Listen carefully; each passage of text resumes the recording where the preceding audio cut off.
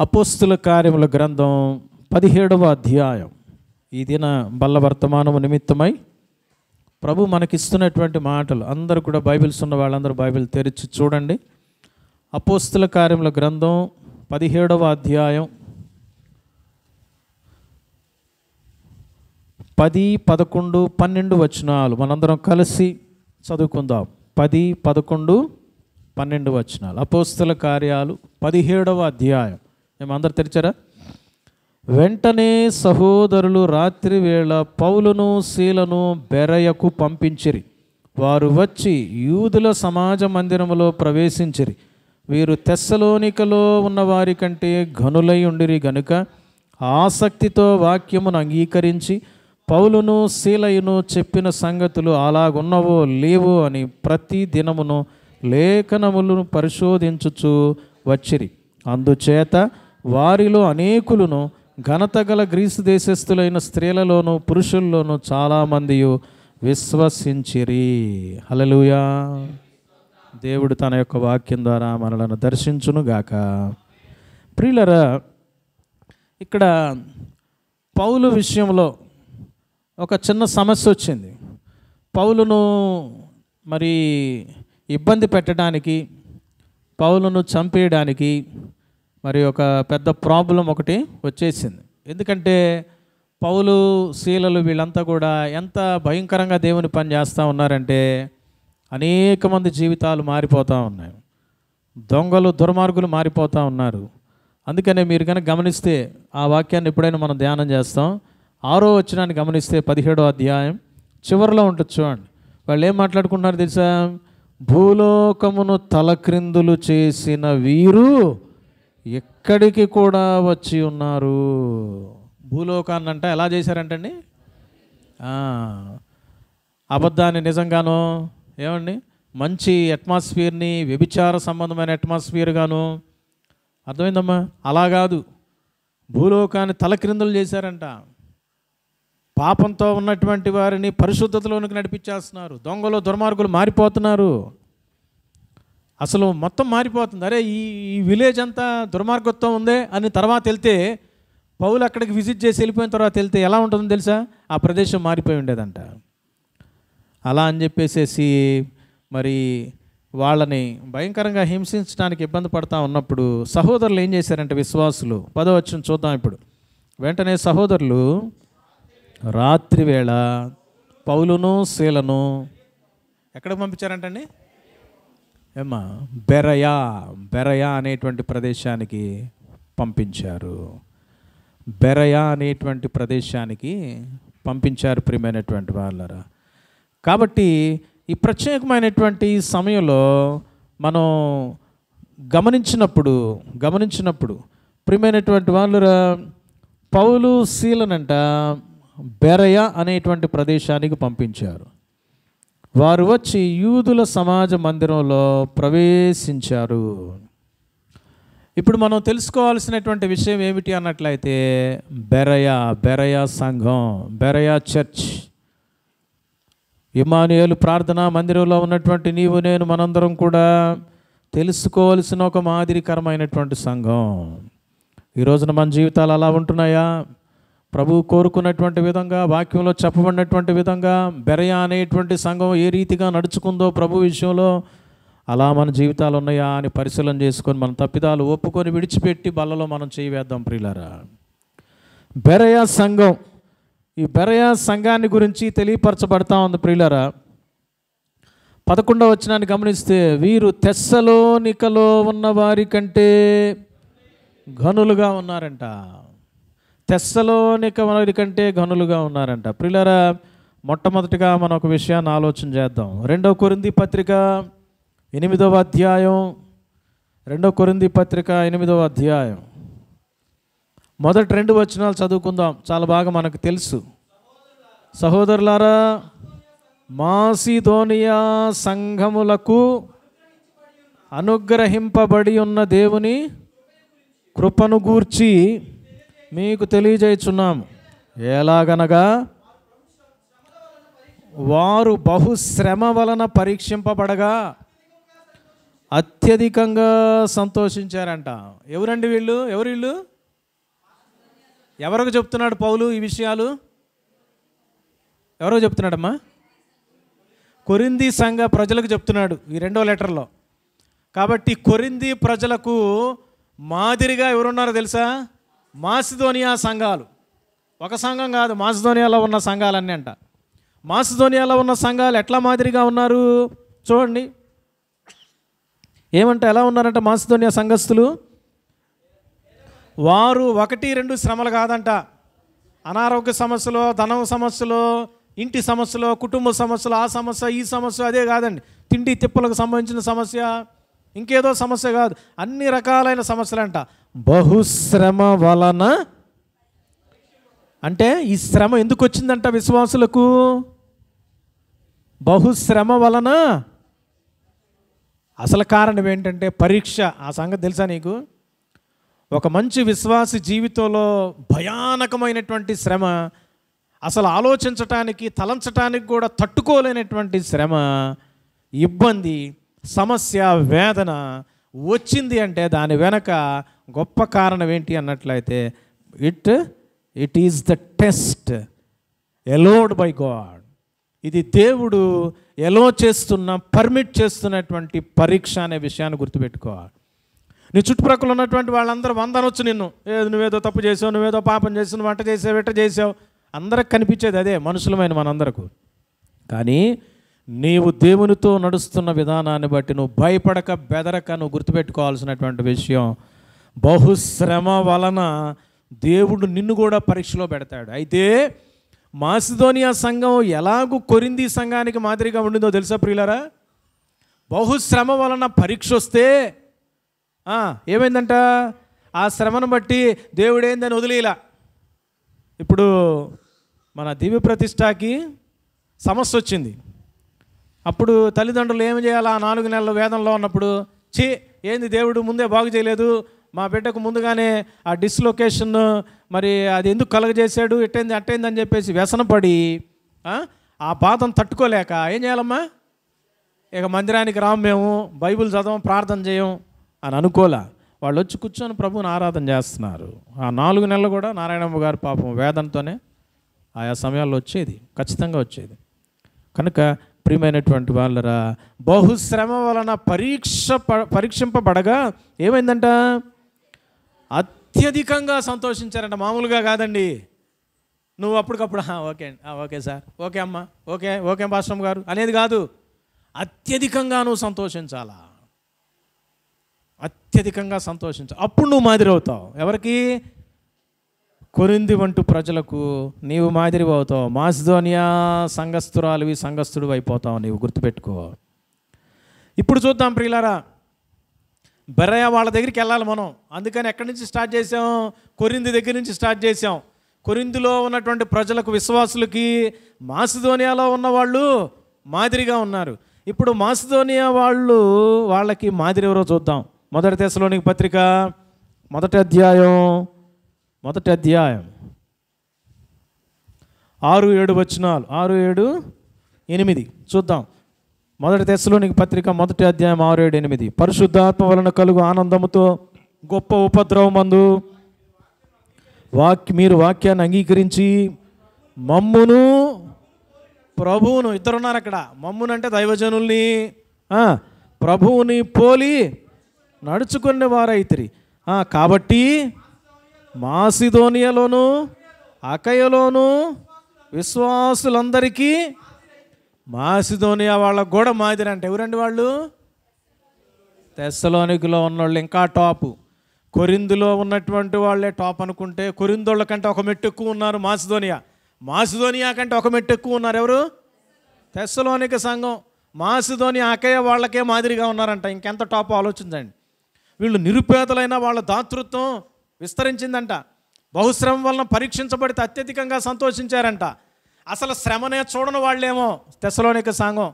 శ్రమ ఎంత పెద్దదైనా, సముద్రం వచ్చి నెట్టేస్తున్నా, చచ్చిపోతున్నా వాళ్ళ ఇంట్లో వాళ్ళు ఏం పట్టించుకోవట్లా, వాళ్ళ దేవుడే వాళ్ళకి కనిపిస్తూ ఉన్నాడేమో. అంత గొప్ప స్థితిలో తెస్సలోనిక సంఘం ఉందంట.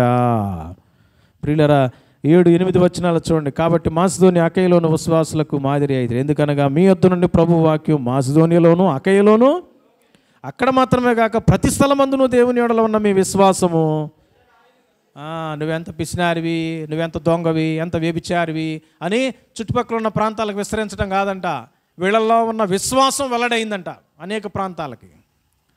అర్థమైందండి? అందువల్ల తెస్సలోనిక సంఘం టాప్ లెవెల్లోకి వెళ్ళిపోయింది. ఇప్పుడు మనం వద్దాం ఎక్కడికి? అపొస్తలుల కార్యాలు 17వ అధ్యాయం. ఏముందమ్మా మనం చదివాం. 11వ వచనం చూడండి. బెరయవారంట తెస్సలోనికలో ఉన్నవారి కంటే, మామూలుగా మీరు మాదిరి అనే మాట రాయలా, పరిశుద్ధాత్మ దేవుని ద్వారా లిఖించబడి ఈ మాటలు. బెరయలో ఉన్నటువంటి వీళ్ళంట తెస్సలోనికలో ఉన్నవారి కంటే ఎలా ఉన్నారంటమ్మా సౌందర్య? ఘనమైన స్థితిలో ఉన్నారంట, ఉన్నత స్థితిలో ఉన్నారంట, టాప్ లెవెల్లో ఉన్నారు. ప్రియ దేవుని బిడ్డలారా, ఇమ్మానుయేలు ప్రార్థనా మందిరం అనేటువంటి సహవాసంలో ఉన్నటువంటి వాళ్ళారా, ఇక్కడ ఈరోజు కూర్చొని వాక్యాన్ని వింటున్న ప్రతి ఒక్కరితో ప్రభు మాట్లాడే మాట ఏంటి అన్నట్లయితే, మీరు ఎలాగున్నారు? కేవలం కొరింథీ వారిలాగా ఉంటారా? మాసిదోనియా వారిలాగా ఉండి తృప్తి పడుతున్నారా? తెస్సలోనిక వారిలాగా ఉంటారా? అంతకంటే ఎక్కువగా ఘనమైన స్థితిలో బెరయ వారిలాగా ఉంటారా? ఇంకా ఉన్నత స్థానాలకు వెళ్ళేటట్లుగా మనం గత వారం ఒక వాక్యాన్ని విన్నాం. దావీదు యొక్క ప్రార్థన 61వ కీర్తనలో ఏం చెప్పాడమ్మా? నేను ఎక్కలేనంత ఎత్తైన కొండపైకి, ప్రభువా నేను ఎంత గొప్ప మాదిరిగా మా ఇంట్లో ఉండాలి, నా భర్త ఎదుట, నా భార్య ఎదుట, పిల్లల ఎదుట, అన్యుల ఎదుట, విశ్వాసులు ఎదుట, సంఘం ఎదుట, తోటివారు ఎదుట, బయట వారు ఎదుట, మన భాష పరభాష మాట్లాడేటువంటి వారందరూ ఎదుట నీ నామాన్ని మహింపరిచే ఘనమైన స్థితిలో ఉండి నీ నామాన్ని ప్రచురించాలి అనే ఆలోచన నీకు నాకు మనందరికీ ఉందా ఈ రోజున? ప్రియమైనటువంటి వాళ్ళరా, ఇంత ఘనమైన స్థితిలో బెరయ సంఘం ఉండడానికి గల 3 ప్రాముఖ్యమైన కారణాలు. ఎక్కువ ఎక్స్ప్లెనేషన్ ఇవ్వను, టైం అయిపోయింది కనుక ఒక 10 నిమిషాల్లో ముగిచ్చేస్తాను. 10 నిమిషాలు కూడా ఉండదండి. చూద్దాం. మొట్టమొదటి విషయం ప్రియులారా, చూడండి అక్కడేం రాయబడిందో. 17వ అధ్యాయం. ఎందుకు ఇంత గొప్ప స్థితిలో వీళ్ళు ఉన్నారు? ఈ రోజున మనం ఉంటున్నామా? ఎందుకు ఉండలేకపోతున్నాం? ఉండాలంటే ఏం చేయాలి? చూడండి 11వ వచనం.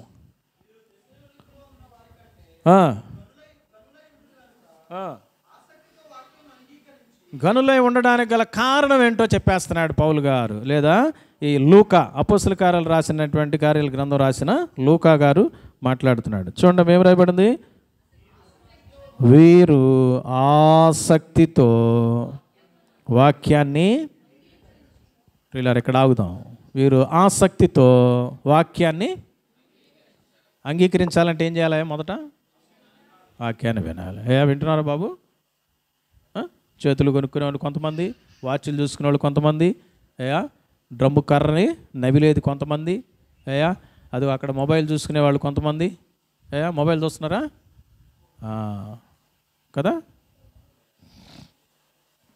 తినేవాళ్ళు కొంతమంది, మాట్లాడుకునే వాళ్ళు కొంతమంది, టైం చూసుకునే వాళ్ళు కొంతమంది.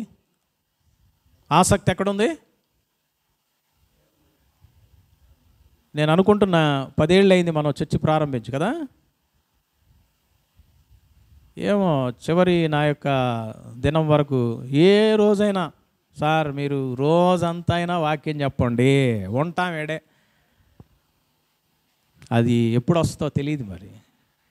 ఏమ్మా ఆసక్తి దేని మీద? వాక్యం. తొందరగా ఇంటికి వెళ్ళాలి, తొందరగా ఇంటికి వెళ్ళాలి, తొందరగా ఇంటికి వెళ్ళాలి. ఏం చేయాలి? ఇంటికి వెళ్ళి టీవీ చూడాలి, తొందరగా ఇంటికి వెళ్ళి మటన్ తినాలి, చికెన్ తినాలి, బిర్యానీ తినాలి, ఇవే. తొందరగా ఇంటికి వెళ్ళి వేయాలా? చిన్నపిల్లలతో ఆడుకోవాలి, తొందరగా ఇంటికి వెళ్ళి స్నానాలు చేయాలి, మళ్ళా ఏసీ వేసుకొని పండుకోవాలా. ఎప్పుడన్నా ఒక్కరోజు ఆలోచన చేసామా? తొందరగా ఆసక్తితో, ఏమ్మా వింటున్నారా? నిద్రపోతున్నారా? ఆసక్తితో 10 నిమిషాల ముందు వద్దాం చర్చికి. ఉదయ్ పెళ్ళి అయిపోయింది, అసలు మనిషి అంతు లేడు, ఏ కార్యక్రమం లేదు, ఆ విధమైనటువంటి జాబ్. ఏం చేద్దాం మనం ఇప్పుడు? అదనమాట. మనం ఆసక్తిని బట్టి మనకు ఉద్యోగాలు వస్తాయి. ప్రభు నాకు కావాలి, నేను నీకు డబ్బు ఇవ్వాలా, మందిరానికి నేను చేయాలా అన్నప్పుడు ఏం చేశారు? అమ్మగారికి దేవుడు బిజినెస్ పెంచాడు లేదా? అదే ఆలోచనతో ముందుకెళ్ళమ్మా. ఇంకా నువ్వు ప్రభు కోసం వాడబడతావు. ఒక చర్చే కాదు మనం కట్టాలి, చాలా కట్టాలా. హల్లెలూయా. అట్లా మనం అందరం పూనుకుంటే ఎన్నో చర్చలు కట్టొచ్చు. ఎంతోమందిని ప్రభు మందిరంలోకి నడిపించాలి. ప్రియమైన వాళ్ళని గమనించండి, ఇక్కడ తెలియపరచబడతా ఉంది ఆసక్తితో దేవుని వాక్యాన్ని. అయ్యా ఇటు చూడు, ఆసక్తితో వాక్యాన్ని ఏం చేయాలా? వినాలా. చాలామంది మనం బయట వెళ్ళేటప్పుడు చెవిలో ఒకటి ఉంటుంది, ఒక పుల్లలాగా. ఏంటది? వాళ్ళని చూసి స్టార్టింగ్లోనే అనుకునేవాడు, ఏంది చెవిటోళ్ళు అయింది వాళ్ళు అనుకునేవాడు కదా, చెవిటి మిషనే అనుకునేవాడు. కానీ తర్వాత అర్థమైంది ఇది బ్లూటూతే. అందరూ బ్లూటూతే. అంకుల్ బ్లూటూత్ అని నితేష్ తెస్తాడు, ఫలానా సన్నీ తెస్తాడు. అసలు ఇక ఉదయ్ దగ్గర అయితే వారానికి ఒకటి మారుస్తూ ఉంటాడు ఆయన. టీషర్ట్లు మార్చినట్టు మార్చేస్తూ ఉంటాడు. ప్రియులారా, ఏంటి ఆసక్తి? సినిమా పాటల, ముచ్చట్లా, ఇంకేం వింటున్నావు? వాక్యాన్ని వింటున్నావా? కాబట్టి నా మాటలు విని, అక్కడ గుంపు, 2 గుంపులు ఉన్నాయి, బండ మీద కట్టినీళ్ళు. ఇద్దరు ఏం చేశారంట? ఇద్దరు వాక్యం వినేవాళ్ళే. అసలు ముందు వాక్యం వింటున్నావా? నెక్స్ట్ స్టెప్ తర్వాత. ఎలా వింటున్నావు వాక్యం? 9:30కి చర్చి, 12 లేదా సాగదీస్తే 12:30కి ముగిస్తాడు. కాబట్టి మనం ఒక మెసేజ్ అయిపోయిన తర్వాత తీరిగ్గా వాక్యం మధ్యలో వెళ్తే వాక్యం విన్నట్టు ఉంటుంది. గబగబ చందా వేసేసి కనపడకుండా వెళ్ళిపోవచ్చు. మళ్ళీ అడుగుతాడేమో. ఆమేన్ హల్లెలూయా అనేటప్పటికల్లా కొంతమంది లేచేసి వెళ్ళిపోతూ ఉంటారు. ఆడ కనీసం పాస్టర్ గారి దగ్గరికి వచ్చి వందనాలు సార్ అని చెప్పటం. ఏమ్మా, కనీసం మర్యాద మందిరంలో. సరే, నా దాకా రాలేకపోయారు, చాలా కిలోమీటర్ల దూరం కదా, ఒకళ్ళనొకళ్ళన్నా వందనాలన్నా చెప్పుకొని షేక్ హ్యాండ్ ఇచ్చి. కొంతమంది అసలు ఎంత తొందరో ఏమ్మా, బిల్ గేట్స్ పిలుస్తున్నాడనో, ముఖేష్ అంబానీ తొందరగా ఇంటికి లంచ్కి పిలిచాడనో, లేకపోతే మోడీ గారితో మీటింగ్ ఉందనో తొందరగా వెళ్ళిపోతాను. ఆసక్తి. కొంతమంది ఏమో ఆయా ప్రోగ్రామ్స్ ఏమండి, పెళ్ళిళ్ళకి, పబ్బాలకి, కర్మంతరాలకి ఎంత టైమో సెలవులు పెట్టుకొని వెళ్ళిపోతాం కదా సార్. తప్పుగా అనుకోబాకండి నన్ను. సెలవులు అన్నిటికీ పెడతాం ఫంక్షన్స్కి. దేవుని మందిరం కోసం సెలవు దొరకలా, లేదా ఇబ్బందిగా ఉంది, పెట్టేస్తా సెలవు, అంతే, వచ్చేయాల్సిందే దేవుని మందిరానికి. ఇంట్లో పనులు ఉన్నాయి, పనులన్నీ పక్కన పెట్టేస్తా, మందిరానికి వస్తా. ఆసక్తి ఉందా? ఎందుకోసం? వాక్యాన్ని వినాలి. మీకు చాలాసార్లు చెప్పాను, గుంటూరులో మా ఇంటి దగ్గర ఉన్నప్పుడు, వీళ్ళ ఏసీ కాలేజీలో మా ఇంటి దగ్గర నుంచి దరిదాపుగా 6 కిలోమీటర్ల దూరం, మంగళదాస్ నగర్ నుంచి. అక్కడి నుంచి నేను సైకిల్ వేసుకొని అందరికంటే ముందుగా 5 గంటలకు బైబిల్ స్టడీ అయితే 10 నిమిషాల ముందే నేను వెళ్ళి గేట్లు తెరిచి అక్కడంతా అరేంజ్మెంట్ చేసి వెయిట్ చేసేవాడిని. కారణం ఏంటి? ఒక్క వాక్యం ద్వారా ప్రభు నాతో మాట్లాడని ఒక తపన ఉండేది. వినాలి. నేను చెప్పడానికి కాదు, ఈయనేదో వాక్యం చెప్పడానికి వెళ్తున్నాడు కాబట్టి ముందుకు వెళ్ళాడు అనుకుంటున్నారేమో. ఆ టైంలో నేను వినేవాడు కేవలం విశ్వాసిని, అంతే, ప్రభువు నమ్మిన విశ్వాసిని, కొత్త విశ్వాసిని. ఆసక్తి ఉందా? ఖచ్చితంగా దేవుడు 1 కాదు 2, 3 వాక్యాల ద్వారా నాతో మాట్లాడు. అసలు హృదయం నిండిపోయేది, అంతే. కొత్త విషయం ఒకటి తెలుసుకున్నాను రా నేనని. ఆసక్తితో దేవుని వాక్యాన్ని వింటున్నామా? అయ్యా బాబు సురేష్, వింటున్నావా? ఆసక్తి. పెళ్ళి అయిన తర్వాత ఎంత తొందరగా ఇద్దరం కలిసి హాయిగా బైక్ వేసుకొని రాపూర్ వెళ్దాం, ఎంత తొందరగా ఎవరు పిలిస్తే అక్కడికి వెళ్దాం. ఏమండి, ఇంకంత ఒక అరగంట లేటుగా వస్తే ఇంకా బాగుంటుందేమో అనేది కాదు. ఏం చేయాలి? ఆసక్తితో వాక్యం కోసం ఏం చేయాలి? మనం తెలుగు భాషలో ఒకటి ఉంది, ఏం చేయాలి? ఆసక్తితో ఏం చేయాలయ్యా? చెవి కోసుకోవాలా? అందరికీ కత్తి ఇవ్వబడుతుంది, అయిపోయిన తర్వాత చెవులు కోసుకోండి. అమ్మా, చెవి కోసుకోవటం అంటే ఆసక్తిని పెంచుకోవాలి. ఆస్తులు కాదు పెంచుకోవాల్సింది. ఆస్తులు అనే మెట్లు మీద ఎక్కితే పరలోకానికి వెళ్ళాం. విశ్వాసం అనే మెట్లు పెరిగితే ఎక్కడికి వెళ్తామయ్యా విజయరాజ్? హల్లెలూయా. రెండోది ఇక్కడ చెప్పబడతా ఉంది ప్రియులారా, ఆసక్తితో వాక్యాన్ని ఏం చేశారంట వీళ్ళు? ఒకటే విన్నారు, రెండోది యాక్సెప్ట్ చేశారు. విన్న వాక్యాన్ని అంగీకరిస్తున్నావా?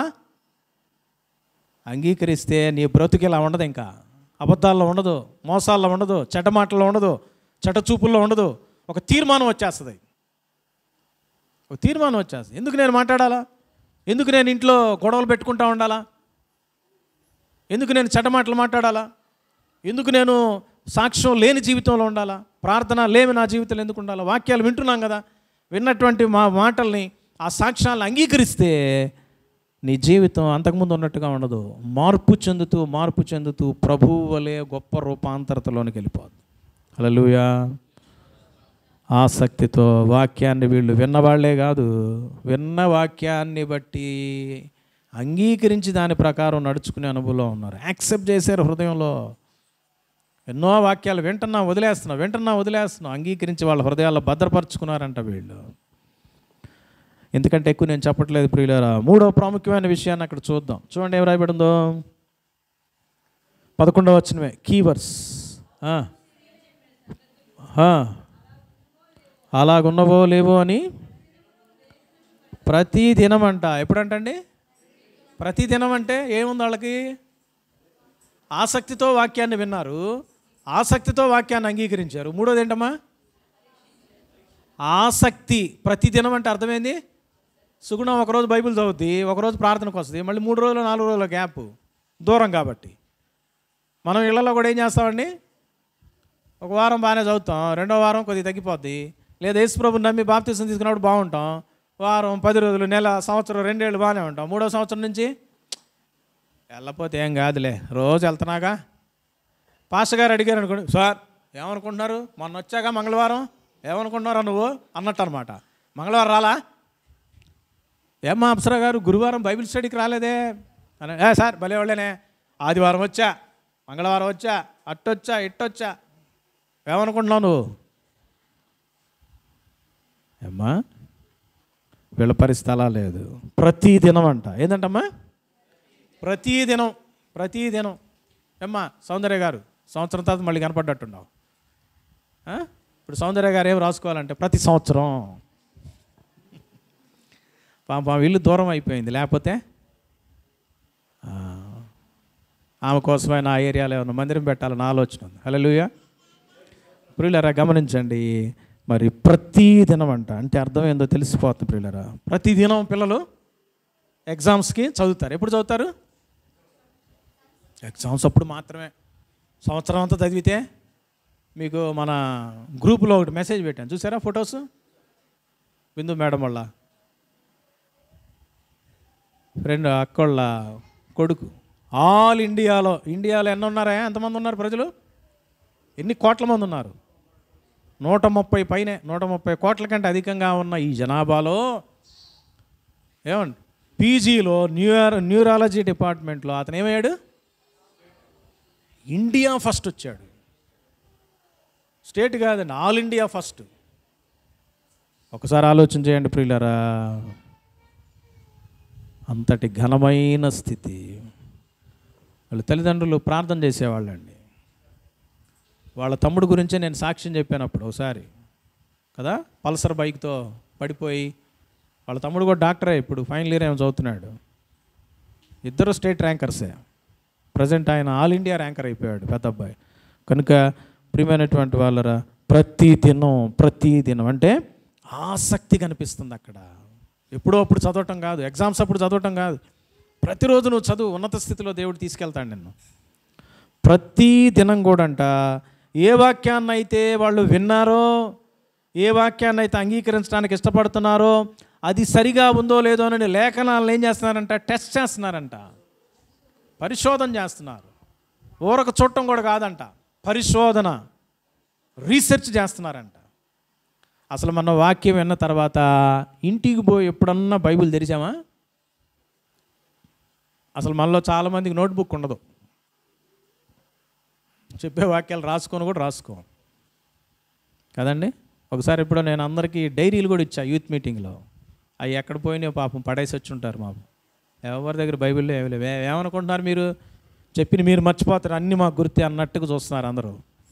ఏమ్మా పరిశోధన చేసేటువంటి మైండ్ ఉందండి, ఎంత గొప్ప విషయం. ఈ 3 ప్రాముఖ్యమైన విషయాలు వాళ్ళల్లో ఉన్నాయండి. అందుకే వాళ్ళు ఎలా ఉన్నారంట?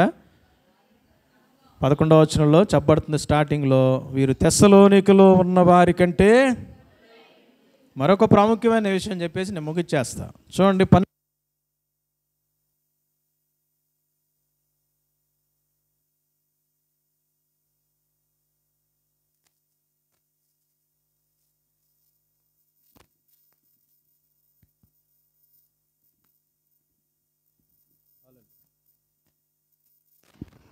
హల్లెలూయా. ప్రియులారా, అక్కడ చూడండి 12వ వచనం, వీళ్ళు ఘనమైన స్థితిలో ఎందుకు దేవుడు ఉంచాడు అన్నట్లయితే, వీరి యొక్క ఈ 3 రకాలైనటువంటి అనుభవ జీవితాన్ని బట్టి ఆసక్తితో వాక్యాన్ని వినడం, ఆసక్తితో వాక్యాన్ని అంగీకరించటం, ఆసక్తితో దేవుని వాక్యం అలాగున్నదో లేదని పరిశోధన చేయటం.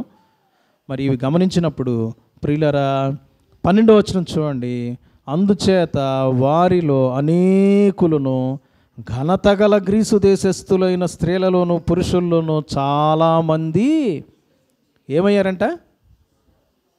విశ్వాసం పెట్టారంట, రక్షణలోకి వచ్చారంటండి. నీ ద్వారా ఒక్కడ రక్షణలోకి వచ్చినా నిన్ను దేవుడు ఉన్నతమైన స్థితిలో ఉంచుతాడు. ప్రియులరా, నువ్వు పాటు పడింది ఒక వ్యక్తిని మామూలుగా బాగు చేయటానికి కాదు. ఒక వ్యక్తికి నువ్వు పెళ్లి చేసి మంచి పని చేసినట్టు అనుకుంటున్నావేమో, ఒక వ్యక్తికి ఉద్యోగం ఇప్పించి నువ్వేదో చేశాను అనుకుంటున్నావు, నీ పిల్లల కోసం ధనాన్ని సమకూర్చి ఇళ్ళని వాటన్నిటిని సమకూర్చి నువ్వు భలే చేశాను నీ పిల్లలకు అనుకుంటున్నావు. అంతకంటే ఎక్కువగా ఒక వ్యక్తిని రక్షిస్తే అగ్నిలో నుండి లాగినట్టు లాగడమే కాకుండా, ఏమండి, నరకం అనే అగ్నిగుండంలో పడకుండా పరలోక రాజ్యంలో నిత్యము ఉండేటువంటి నిత్యత్వపు అనుభవంలోనికి ప్రవేశపెట్టిన గనుడవు గనురాలివి అవుతావు నీవు నేను మనందరం. అట్టి అనుభవంలో ఈ బెరయవారు ఉన్నారు. తెస్సలోనిక వాళ్ళకంటే కూడా ఘనమైన స్థితిలో ఉన్నారు. ఈ రోజున నా జీవితాలు ఎలా ఉన్నాయి? ఆసక్తి వాక్యాన్ని వినే విషయంలో ఉందా? ఆసక్తితో నోరు బారేసుకుంటున్నావా? ఆసక్తితో వాక్యాన్ని అంగీకరిస్తున్నావా? ఇతర పాప సంబంధమైన వాటిని అంగీకరిస్తున్నావా? ఆసక్తితో వాక్యాన్ని పరిశోధిస్తున్నావా? టెస్ట్ చేసుకుంటున్నావా? ఆసక్తితో దేవుని యొక్క వాక్యాన్ని ఇతరులకు పంచి వారు కూడా రక్షణలోనికి వచ్చేటట్లుగా సాక్షార్థమైన జీవితాన్ని జీవిస్తున్నావా? నిన్ను చూసిన వారు ప్రభువును వెంబడించాలి. నీ కష్టాలు, బాధలు, ఇబ్బందులు, ఇరుకులు చూచి కూడా, ఏమండి, నీ సమస్యలు చూసి కూడా అనేక మంది ప్రభువును వెంబడించాలి. అట్టి గొప్ప అనుభవం, అట్టి గొప్ప బెరయ సంఘం వంటి మాదిరి నీవు నేను మనందరం కలిగి ఉందామా? ఎక్కడ లోపాలు ఉన్నాయి ఒప్పుకుందాం, విడిచిపెడదాం. ప్రభువా, నువ్వు ఇలా ఉండాలని వాక్యాన్ని రాయించావు, నేను ఈ రోజున అలా లేకపోతున్నాను. నా జీవితం ఎలా ఉండాలని నువ్వు ఇష్టపడుతున్నావు, నేను లేనయ్యా. నాలో ఆసక్తి తిండి మీదకి వెళ్ళింది, బట్టల మీదకి వెళ్ళింది, నగల మీదకి వెళ్ళింది, సంపాదన మీదకి వెళ్ళింది, వాటి మీదకి, వీటి మీదకి, లోకం మీదకి, పాపం మీదకి, మనుషుల మీదకి వెళ్ళిపోయింది. నన్ను క్షమించు, నీ రక్తంలో కడుగు. బెరయవారికి ఉన్నటువంటి ఆసక్తి నాకు దయచేయి. వాక్యం పట్ల ఆసక్తి, వినే విషయంలో ఆసక్తి, అంగీకరించే విషయంలో ఆసక్తి, వాక్య ప్రకారం నడుచుకునే విషయంలో ఆసక్తి. వాళ్ళు అలా నడుచుకున్నారు కాబట్టే, వాళ్ళ జీవితాలలో యేసయ్యను చూపించారు కాబట్టే అనేక మంది ఘనత కలిగినటువంటి వాళ్ళు కూడా ప్రభువుని నమ్మారంట. ఎదుటోడు ఎంత పెద్ద కలెక్టర్, యాక్టర్, లేకపోతే ఎంత గొప్ప ధనవంతుడు మరి అనేది కాదండి. నీ జీవితాన్ని బట్టి వాళ్ళ జీవితాలు కదిలింపబడతాయి. నువ్వు సాక్షార్థంగా జీవించు అంతే. ప్రభు కోసం కఠినంగా బ్రతుకు, ఒక మంచి పవిత్రమైన పరిశుద్ధమైన జీవితాన్ని జీవించు. దేవుడే అనేక మందిని కదిలిస్తాడు, గొప్ప కార్యాలు చేస్తాడు. అట్టి గొప్ప అనుభవంలో మనలందరినీ ప్రభు నడిపించును కాక. తల్ల వంచుదాం, కళ్ళు మూసుకున్నట్లయితే.